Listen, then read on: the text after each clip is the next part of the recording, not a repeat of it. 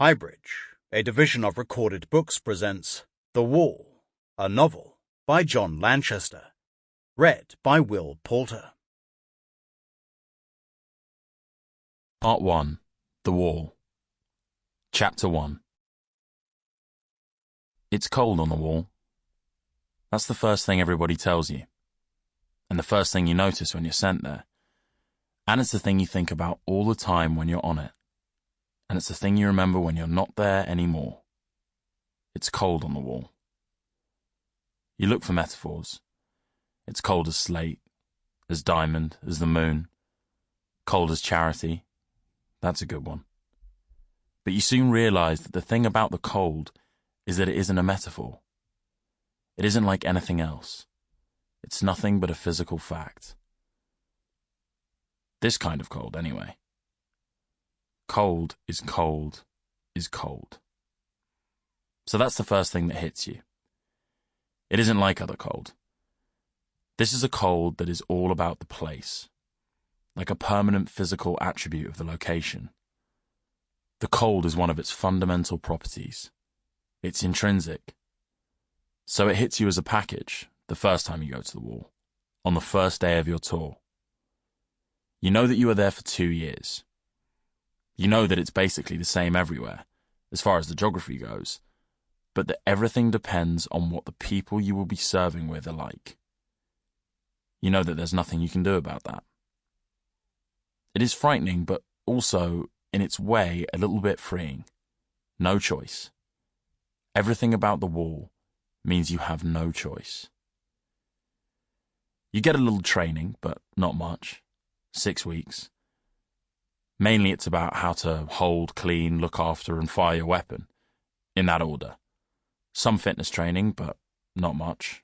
A lot of training in midnight awakening, sleep disruption, sudden panics, sudden changes of order, small hours tests of discipline. They drum that into you. Discipline trumps courage. In a fight, the people who win are the ones who do what they're told. It's not like it is in films. Don't be brave, just do what you're told. That's pretty much it. The rest of the training happens on the wall. You get it from the defenders who've been there longer than you. Then in your turn, you give it to the defenders who come after. So that's what you arrive able to do. Get up in the middle of the night and look after your weapon. You usually arrive after dark. I don't know why, but that's just how they do it. Already you had a long day to get there. Walk, bus, train, second train, lorry.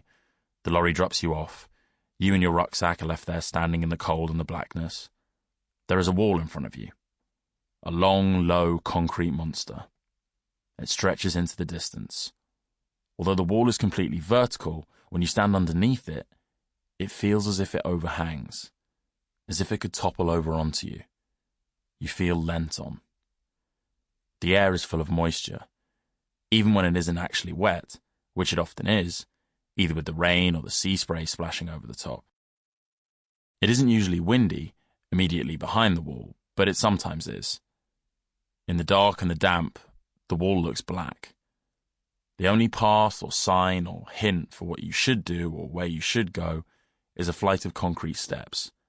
They always drop you near the steps. There's a small light at the top in the guardhouse, but you don't yet know that's what you're looking at. Instead, what you mainly think is that the wall is taller than you expected. Of course, you've seen it before, in real life and in pictures, maybe even in your dreams. That's one of the things you learn on the wall, that lots of people dream about it, long before they're sent there. But when you're standing at the bottom looking up, and you know you're going to be there for 2 years, and the best thing that can happen to you in those 2 years is that you survive and get off the wall and never have to spend another day of your life anywhere near it, then it looks different. It looks very tall and very straight and very dark. It is. The exposed concrete stairs look steep and slippery. They are. It looks like a cold, hard, unforgiving, desperate place. It is. You feel trapped. You are. You are longing for this to be over. Longing to be somewhere else. You would give anything not to be here. Maybe, even if you're not religious, you say a prayer, out loud or under your breath. It doesn't matter, because it doesn't change anything. Because your prayer says, please, please, please let me get off the wall. And yet there you are, on the wall. You start up the steps. You've begun your life on the wall. I was shaking as I went up the stairs. I'd like to think it was from the cold, but it was probably half that and half fear. There was no guardrail, and the concrete was more and more damp as I climbed. I've never been good with heights, even quite low ones. It crossed my mind that I might slip and fall off, and that thought grew as I got higher up. I'm going to fall off and split my head open and die, and my time on the wall will be over before it's even begun, I thought. I'll be a punchline. Remember that idiot who... But if that happens, at least I'll be off the wall. At the top, I got to the guardhouse. Light was coming through a frosted window. I couldn't see in. I didn't know where to go or what to do, but there were no other options, so I knocked. There was no reply. I knocked again and heard a noise and took that as a sign to go in. I stepped in, and a wave of warmth flooded over me. My glasses immediately fogged up so I couldn't see. I heard somebody laugh and somebody else say something under their breath. I took my glasses off and squinted around. The room was an undecorated concrete box. The walls were covered in maps. 2 people sat in opposite corners, one of them an imposing black man with scarred cheeks wearing an olive green cabled uniform sweater. This was the captain, though I didn't know that yet. He was the only person on the wall I ever saw wearing uniform. For the rest of us, it simply wasn't warm enough. He looked at me, unsmiling. Behind him, there were 3 computer monitors with a green screen radar display. "A defender who can't see," he said. "Great." The other person snorted. This was a heavy-set white man wearing a red knitted cap. The sergeant, though I didn't know that yet either. "I'm Kavanagh," I eventually said. "I'm new." It seems idiotic now, and it seemed idiotic then, but I had no idea what else to say. The 2 of them didn't even laugh. They just looked at me. The man in uniform got up and walked over to me and looked me up and down. He was tall, at least half a head taller than me. "I'm the captain," he said. "This is the sergeant. Do everything we tell you without questioning why. It takes about 4 months before you know what you're doing. I have complete power to extend your stay here without appeal. I don't have to give reason. The only way you get off the wall is that 2 years go past and I decide to let you go. If they didn't make that clear in training, I'm making it clear now. Is it clear?" It was. I said so. "Take him to the barracks," he said to the sergeant. "I'm going out on the wall." He left. The sergeant's demeanour changed a little when he was on his own. "Right," he said. "There are 2 sergeants, 1 for each shift. I'm yours. The other one is on the wall. I should be in bed, but I stayed up to meet you because I'm a fucking saint. Ask anyone. You'll meet the rest of your shift in the morning. I'll give you a quick version of the tour. The rest you can fill in tomorrow. Like the captain said, it takes a while for it all to sink in, and the best way is through repetition. You can ask questions at the beginning, but everyone gets sick of that pretty quickly. So I'd advise you to think if there's any obvious answer to whatever it is you're asking before you open your gob." He showed me around the mess hall, which was a bare concrete box with tables and chairs, the rec room, which was a bare concrete box, with a huge television and badly battered sofas, the armory, which was locked, and the infirmary, which was a bare concrete box with 4 steel-framed beds and no medical staff. Then he led me down 2 flights of stairs to the barracks, which is what defenders call the room where everyone slept. It too was a bare concrete box. After standing in the entrance for about a minute, my eyes adapted enough to be able to make out the main details. There were 30 beds in the room, 15 on each side, with plywood partitions separating them into cubicles. At the far end was the washroom. I was already familiar with the layout because it was the same as the barracks where I'd done my training. One side had no external light source. The other had small, square windows above head height.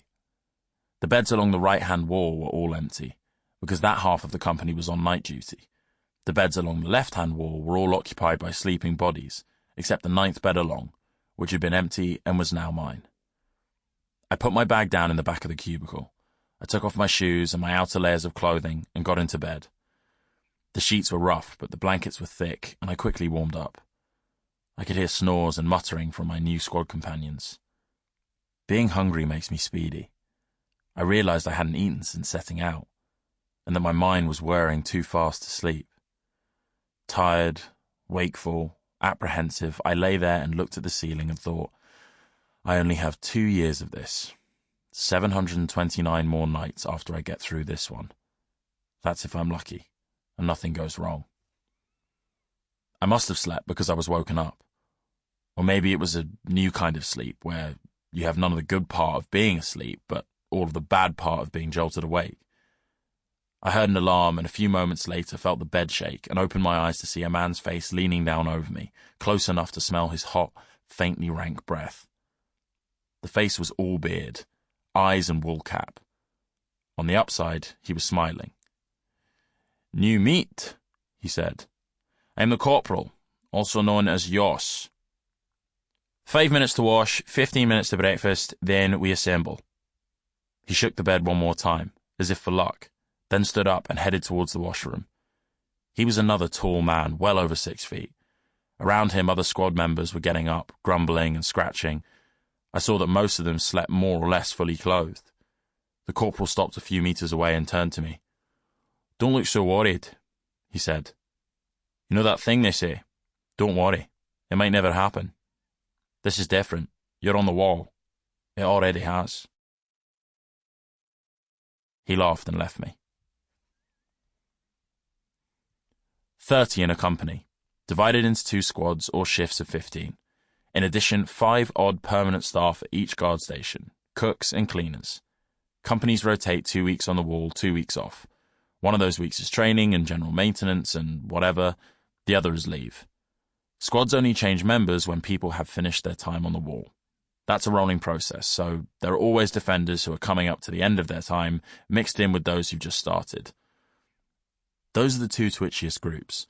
The ones who've only just begun and haven't got a clue what they're doing, and the ones at the end who feel they can reach out with their tongues and taste the freedom of life after the wall, and who can think of only 2 subjects: how great it will be to get away, and what a disaster it would be if anything went wrong in the last few days.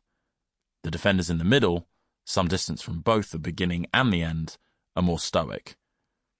In my squad, I'd already met the sergeant and the corporal. They were always easy to tell apart, at whatever distance, and however thickly swaddled in cold-weather clothing, because the sergeant was heavy and the corporal was tall. We called the sergeant Sarge, and we called the corporal Yoss. His hobby was whittling, and when we weren't on the wall, he was usually working on a piece of wood with a wicked-looking curved knife. As for the other members of the squad, that first morning, and for several days to come, telling people apart was an issue. It was the layers. So many layers. At breakfast, their heads down over porridge, silent. My new companions were difficult to distinguish even by gender. Everybody goes to the wall, and the balance overall is 50-50, so by probability, half of my squad should be women, but there was basically no way of knowing who was who except by asking, and it didn't seem an ideal icebreaker. After breakfast, we went to the wardroom for a briefing from the captain. The battered, unloved desks and chairs made it look like a school. There were 2 maps behind him, one a detailed 3D projection of our section of the wall, and the other, at a smaller scale, showing the nearest 50 kilometers of coast. I was to learn that the briefing almost always had no relevant news, other than the temperature and the weather forecasts, though that was very important information. Sometimes we would be told about a flotilla of others who'd been spotted and attacked from the air, just in case some of them had survived and might still be coming in our direction. Occasionally, there would be some big-picture news about crops failing, or countries breaking down, or coordination between rich countries, or some other emerging detail of the new world we were occupying since the change. Sometimes there would be news of an attack in which others had used new or unexpected tactics or attacked in surprising strength. If others ever got through, we were told about it. The room would go very quiet. We'd hear when, where, how many. There was no news like that on my first day. We sat shuffling and fidgeting, and then the captain came in. We stood up. Not to attention, but we stood up. The captain ran a tight company. There were lots of posts where nobody bothered to do that. He nodded and we sat down again, and the room became still. "Nothing special today," he said. "No sightings of others reported from the air or sea. No news of any relevance from the wider world. It's 2 degrees now, high of 5 later, which will feel like about 0 with the wind chill. Good news, we have a new defender with us, so we're back up to strength. Kavanagh, stand up." I did. I looked around the room, and all 14 members of my squad looked back at me. "He's starting his 2 years with us. 2 years if he and you are lucky and we all do our jobs, remember. The first few weeks he's still training. Also remember, this isn't a drill. We could be attacked today, and he and you need to be ready. Okay, that's it. I'll see you during my rounds." We stood up again and started to make for the door. The sergeant came over to me and pointed in turn at a grumpy-looking red-headed woman chewing gum sitting in the front row, who'd been cleaning her fingers with a penknife during the briefing, the heavily bearded man who'd been sitting beside her, and a gender-indeterminate blob in a balaclava who'd been sitting behind me. "Put him in the middle of you lot," he said. "Posts 8 to 14, Hiffer on the big gun. I'll come and see you there in 30 minutes. We went out onto the rampart that led to the wall. The sergeant looked around at us, and then he gave the order, the one which was once famous as the most frightening command in the army. The scariest sentence you would ever hear because it was the immediate precursor of close combat. Words which meant, there is a good chance that you will kill or die today. In the New World, it was a sentence defenders heard at the start of every single shift. He said, "Fix bayonets." And that's how it began. Chapter 2. I think they used to call it concrete poetry. That thing where the words on the page look like a physical object. The object that the poem is trying to describe. You know, a poem about a tree in the shape of a tree. Like this. A poem about a tree in the shape of a tree, in this case a Christmas tree. Not a very convincing tree and not a very good poem, but it's not trying to be a deathless masterpiece, it's just to show the idea, yes? A concrete poem. It feels an appropriate form for Life on the Wall. Because for a start, Life on the Wall is more like a poem than it is like a story. Days don't vary much. There isn't much A to B. There isn't much narrative. You do have the constant prospect of action, the constant risk of sudden and total disaster, but that's not the same as stuff actually happening. Most days it doesn't. The thing a typical day most resembles is the day before and the day after. It's less like a form of time and more like a physical element. Time is a thing, an object, and then because the wall is the dominant thing in your life and the life of everyone else around you, your responsibilities and your day and your thoughts are all about the wall. And your future life is determined by what happens on the wall. You can fairly easily lose your life here, or lose the life you wanted to have. The two entities start to blur together, time and the wall and your day and your life sliding past minute by minute. Add in the fact that so much of the time what you're mainly looking at is concrete. You stand on it, you sleep in it, your home and office and the place you eat and the place you shit and the place that gets you in your dreams. Concrete. Concrete. There it is again. You could talk about the wall in prose, or you could talk about it in poetry, but either way concrete would be prominent. In prose, it's a question of sheer scale. The wall is 10,000 kilometers long, more or less. This country has a lot of coast. It is 3 meters wide at the top, every centimeter of the way. On the seaside, it's usually about 5 meters high. On the land side, the height varies according to the terrain. There's a watch house every 3 kilometers, 3,000 plus of them. There are ramparts, stairs, barracks, exit points for boats, helipads, storage facilities, water towers, access structures, you name it. All of them made of concrete. If you had the stats and the time and were sufficiently bored, you could calculate just how much, but suffice to say, that's a lot of concrete. Millions of tons of it. That's prose. Prose is misleading, though, when it comes to saying what it feels and seems like. The days are the same, with variations in the weather, and the view is the same, with variations in the visibility, and the people either side of you are the same, so it's static. It's not a story. It's an image which is fixed with variations. It's a poem, and as I already said, it's a concrete poem, with a few repeating elements. One would be concrete itself. Concrete, concrete, concrete, concrete, concrete. Concrete, concrete, concrete, concrete, concrete. Concrete, concrete, concrete, concrete, concrete. Concrete, concrete, concrete, concrete, concrete. Concrete, concrete, concrete, concrete, concrete. Concrete, concrete, concrete, concrete. Concrete. But then there's also water, sky, wind, cold. Always water, sky, wind, cold, and of course, concrete. So it's sometimes concrete, water, sky, wind, cold, and then they all hit you as one thing, as a single entity combined like a punch. Concrete, water, sky, wind, cold. Except it isn't always like that, and sometimes are affected by them distinctly, as separate things, and in a different order. So it might be cold, concrete, wind, sky, water. Or sometimes it's slower than that.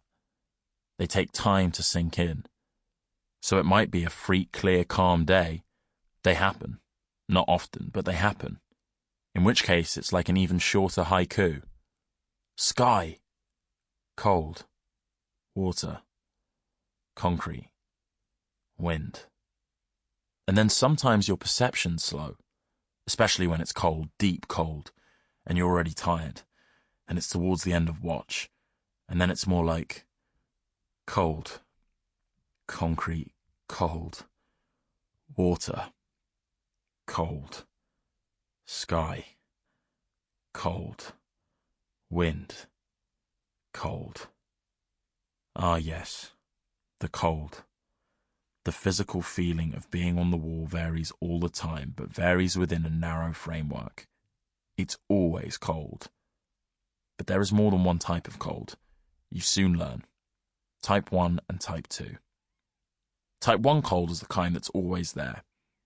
It begins when you wake up in the barracks, as I did on that first day, and it's already cold, and it stays cold, while you wash and use the toilet and put on your day clothes, layering up from thermal underclothes, inner layers, outer layers, all your indoor gear. You go and eat, always porridge, and sometimes protein and a warm drink, and you grab as many energy bars as you can face the thought of eating during the day before you go to the wardroom for a briefing, which sometimes has information about new threats, but more usually tells you that today will be the same as yesterday. You go to the armory and get your weapons, then get your outer layer of clothes on, windproofs, waterproofs, and hat, and gloves, everyone using a different rig, so by this point you look like the most disorganized army in the world, which in a way you are. Then you go out on the wall, and immediately you're hit by Type 1 cold, the cold which is always there, which you know so well and hate so much. It's like being in one of those bands where they've been playing together for years and spent so much time together they know each other so intimately they can't bear to be in each other's company for a second longer. They can identify each other blindfolded by the smell of each other's farts, and yet they have no choice because this, after all, is what they do and who they are. Then you walk to your post for the day, or the night if you're on night shift, which is exactly the same except 12 hours further on, and relieve the lucky sod who is now off duty while you've become the poor sod who is on duty in their place. And by the time you've walked to your post, which can be 1.5 kilometers away, you're generating some body heat and you've started to fight back against the cold. And you realize that as long as you keep moving, you're going to be just warm enough. That's Type 1 cold. Type 2 cold starts the same, except that as you move through it, it gets colder. After walking to your post for 20 minutes, you're colder than you were at the start. The cold gets through to you deeply and intimately. It feels dangerous, because it is dangerous. People have died from hypothermia on the wall. You have no choice with Type 2 cold except to keep moving as much as you can, and mainly to try and find out in advance if it's going to be a Type 2 day and plan accordingly. That means double layers of everything. Double porridge, double warm drinks. Sometimes someone will run back to the barracks and bring more clothes and a big flask of warm liquid. Anything. I've even heard of units where they make fires and gather round them on the coldest nights, but the captain would never let us get away with that. Type 1 cold can come to seem familiar, almost friendly because you get to know it so well. The rest of your life, anytime you feel cold, it will remind you of the wall, and of this kind of cold. And because you're now remembering being miserable at a time when you're less miserable, by definition you're less miserable since you're no longer on the wall, it will be not exactly a happy memory, but a memory with a happy effect. Hooray! I'm no longer on the wall. Somebody said there was no greater misery than recalling a time of happiness when you're in a time of despair. And that's true. But let's focus on the positive, and remember that the opposite is also true. When you remember the bad place, and you're no longer in the bad place, it feels good, like waking from a nightmare. There are no positive thoughts about Type 2. It cuts and it slices and it seeps into you. The other cold feels like something outside you that you have to cope with and overcome. Type 2 feels internal.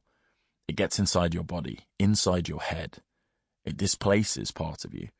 It makes you feel as if there's less of you. Type 1 you can fight by moving. You can fight by thinking about something else. Type 2, there is nothing else. At times there's not even you. Type 1 people complain about. Type 2 makes them go silent, even afterwards. Type 2 is a premonition of death. That first day was a Type 1 day. We climbed out on the ramp and started down the wall towards our posts. Cold. Horribly cold, but not dangerously so. Cold and medium clear. You can always tell the visibility on the wall by how many watchtowers you can see. That day I could see the next 2, but not the third. They're 3K apart, so that meant 6 kilometers, but not 9. Call it 7. Medium visibility. It's the first thing you check because it tells you how far off you'll be able to spot the others. Clear days are better, unless you're looking into the sun at sunrise or sunset, in which case they're neither better nor worse. Attacks often come at that time and from that angle, which would give the others better odds, except we know that that is the time they're likely to be coming and so tend to be prepared. At least that's what you'd think. Of the attacks which succeeded, though, about half happen at dawn or dusk. My fellow defenders grumbled and muttered and bitched as we walked. The wall has gravel on the top, along some sections anyway, to help with the grip in the wet. This was one of those sections. We crunched as we trudged. Every 200 meters somebody stopped at their post, peeling off from the shrinking group and taking up position beside whoever had been on guard from the other squad. There were sometimes a few words of abuse or relief, a mixture of thank God and about fucking time. All of the defenders leaving their post looked grey with exhaustion. They walked heavily. 1 or 2 of the guards at the furthest post were already walking back towards us, notwithstanding the fact that we hadn't got to them yet, and their stations were technically unmanned in the interval. They wouldn't have done that if the captain had been there.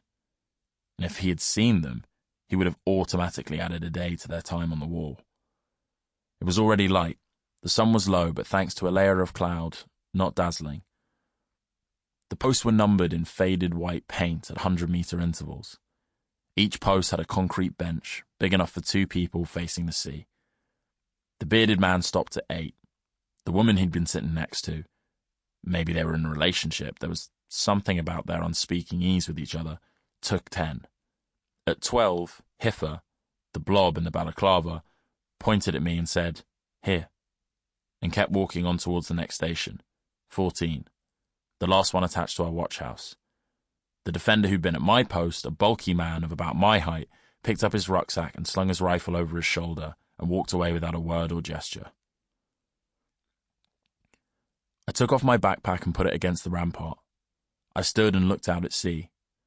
12 hours here felt like it was going to be a very long time. Some companies divide their time into 2 shifts of 6, but our captain was one of those old-school ones who were more binary about it. You're on or you're off. That seemed like the worst idea in the world right now, but I knew that in 11 hours and 55 minutes, I'd be all in favour.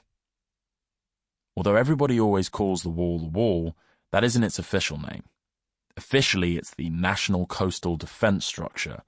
On official documents, it's abbreviated to NCDS. Guard towers have a name and a number. This tower was Ilfracombe 4. We were on the outermost stretch of a long coastal curve. Straight in front, and for the 90 degrees to each side, there was nothing to see except the ocean. If straight in front was 12 o'clock, it was nothing but water from 9 o'clock to 3 o'clock. Turn a further 10 degrees to either side, turn to 8 o'clock or 4 o'clock, and you could see the wall. Sample complete. Ready to continue?